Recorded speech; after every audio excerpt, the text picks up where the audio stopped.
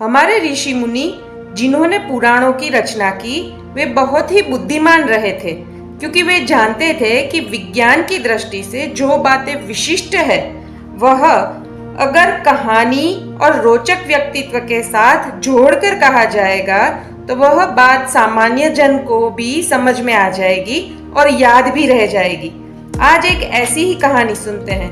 नमस्ते, एक बार फिर से आप सबका स्वागत है। हमारी पृथ्वी से दिखने वाले सबसे ज्यादा प्रकाशित तारों में व्याध यानी सिरियस के बाद दूसरे स्थान पर अगस्त्य यानी कैनोपस का स्थान है, जिसकी तेजस्विता सूर्य से 10,000 गुना ज्यादा है।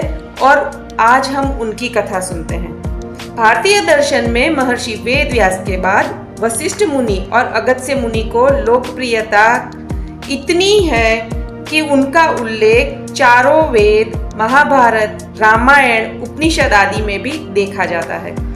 अगस्त्य मुनि अति भारी शरीर के स्वामी, कम ऊंचाई वाले, समुद्र को पी जाने वाले अनन्य ऋषि माने जाते हैं। सती के देह त्याग के बाद शिवजी उदासीन होकर कैलाश पर्वत में समाधिस्थ हो जाते हैं, ऐसा वर्णन शिव पुराण में आता है। ऐसे तपस्वी महादेव अब कभी विवाह नहीं करेंगे, ऐसा सबको लगने लगा। इस मौके का फायदा उठाकर तारकासुर ने तप करके ऐसा वरदान पा लिया कि शिवजी के पुत्र और वो भी 7 दिन के नवजात शिशु के अलावा मुझे कोई मार न पाए। और इस वरदान को पाकर उसने त्रिभुवन में हाहाकार मचा दिया और कोई उपाय न मिलने पर सारे देव आद्य शक्ति माँ जगदम्बा की शरण में गए और माता को फिर से जन्म लेकर शिवजी की समाधि समाप्त करवाने की प्रार्थना की। सती माता ने पार्वती के रूप में हिमालय के घर फिर से जन्म लिया।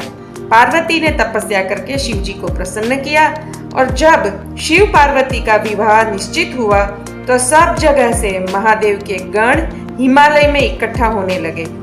एक तो हिमालय का खुद का भार, माँ पार्वती और महादेव के तप का भार, कैलाश पर्वत, मेरू पर्वत आदि सब का भार और आए हुए अतिथियों, इन सब भार के कारण उत्तर दिशा में वजन बढ़ जाने से पृथ्वी एक तरफ झुकने लगी। तारों और ग्रहों की परिस्थिति बदलने लगी और उनकी गति भी परिवर्तित होने लगी। यह सब देखकर महादेव ने अगस्त्य मुनि को कहा कि हे ऋषि श्रेष्ठ, आप दक्षिण में जाके स्थित हो ताकि पृथ्वी का संतुलन बना रहे। शिवजी की बात सुनकर अगस्त्य मुनि दक्षिण दिशा में जाने लगे।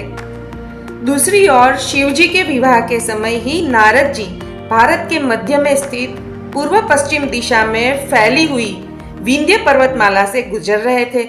विंध्य का सौंदर्य देखकर नारद जी ने कहा कि हे विंध्य, तूने कितने ही कीट पतंग, पशु पक्षी और मनुष्यों को आश्रय देकर रक्षा की है। तुम्हारी गिरी कंदराओं में असंख्य ऋषि तप कर रहे हैं। तू नर्मदा नदी का उद्गम स्थान है। यहाँ देखा हुआ सूर्योदय और सूर्यास्त अनुपम है। तू पृथ्वी पर सबसे महान और श्रेष्ठ पर्वत बनने के योग्य है। नारद जी से अपनी प्रशंसा सुन रहे विंध्य ने कहा कि मैं श्रेष्ठ होने के लायक नहीं बल्कि श्रेष्ठ ही हूँ। तब नारद जी ने कहा कि तू श्रेष्ठ है पर सर्वश्रेष्ठ नहीं है। वह स्थान तो मेरू पर्वत का है जहाँ खुद ब्रह्मा जी निवास करते हैं। अगर वह अपनी जगह से जरा भी खिसके तो सूर्य की गति अवरुद्ध हो जाए, उतना तो वह ऊंचा है। यह सुनकर विंध्य मेरू पर्वत से भी ऊंचा होने का निश्चय करके अपनी ऊंचाई बढ़ाने लगा। नारद जी तो वहां से निकल गए। सूर्य ने विंध्य को बढ़ते हुए देखा और दक्षिण की ओर जा रहे अगस्त्य मुनि को प्रार्थना करते हुए कहा कि हे मुनिवर, विंध्य का कुछ उपाय कीजिए। अगर वह इसी तरह बढ़ता रहेगा, ऊंचा होता रहेगा तो एक दिन मेरी उत्तरायण और दक्षिणायण वाली संक्रांति रुक जाएगी। ऋषि ऐसा नहीं होगा, यह कहकर विंध्य की तरफ चलने लगे। विंध्य ने अगस्त्य ऋषि को अपनी ओर आते हुए देखा और आदरणीय ऋषि के पैर छूकर प्रार्थना करते हुए बोला कि आपके यहाँ आने से मैं कृतार्थ हुआ। आप मेरी घाटी में जहां भी निवास करना चाहे, मैं वहां आपके लिए सारी सुविधा कर दूंगा। तब विंध्य को आशीर्वाद देकर अगस्त्य मुनि ने विंध्य में रुकने के बदले दक्षिण में जाने की इच्छा प्रदर्शित की। अब विंध्य को कद में छोटे और भारे शरीर वाले मुनि कैसे पहाड़ों की चोटियां पार करके जाएंगे, यह सोचकर चिंता होने लगी। और उसने ऋषि से कहा कि मुनिवर, मैं खड़ा रहने के बदले पृथ्वी पर लेट जाता हूँ ताकि आप आसानी से आगे जा सके। विंध्य ने ऐसा ही किया। जब मुनि ने विंध्य को पार कर लिया तब आशीर्वाद देते हुए कहा कि तू सर्वश्रेष्ठ पर्वतमाला कहलाएगा। भविष्य में अमर आत्माएं तुझ में वास करेगी। अनेक ऋषि भी यहाँ आकर तप करेंगे। आशीर्वाद पाकर विंध्य प्रसन्न हो गया और मुनि से कहने लगा कि दूसरी कोई आज्ञा है तो बताओ। और तब अगस्त्य मुनि ने कहा कि जब तक मैं लौट कर न आऊं तब तक ऐसे ही लेटे रहना। अब विंध्य को क्या पता था कि वे कभी लौट कर नहीं आएंगे और ना ही वह कभी मेरु पर्वत से ऊंचा हो सकेगा। आज भी मुनि के वापिस आने की प्रतीक्षा में विंध्य भारत के मध्य भाग में लेटा हुआ है और सबसे ज्यादा सजीव सृष्टि का आश्रय स्थान है। अगस्त्य मुनि के आशीर्वाद से चिरंजीवी अश्वत्थामा, बलि, वेदव्यास जी, परशुराम जी आदि यहाँ सशरीर निवास करते हैं, ऐसा माना जाता है। अगस्त्य मुनि के तप और पराक्रम की और भी कई कथाएं पढ़ने सुनने में आती है।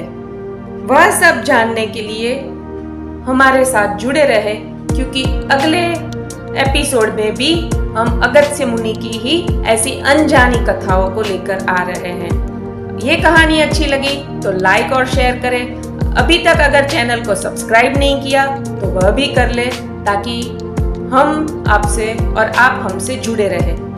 आज के लिए बस इतना ही। धन्यवाद।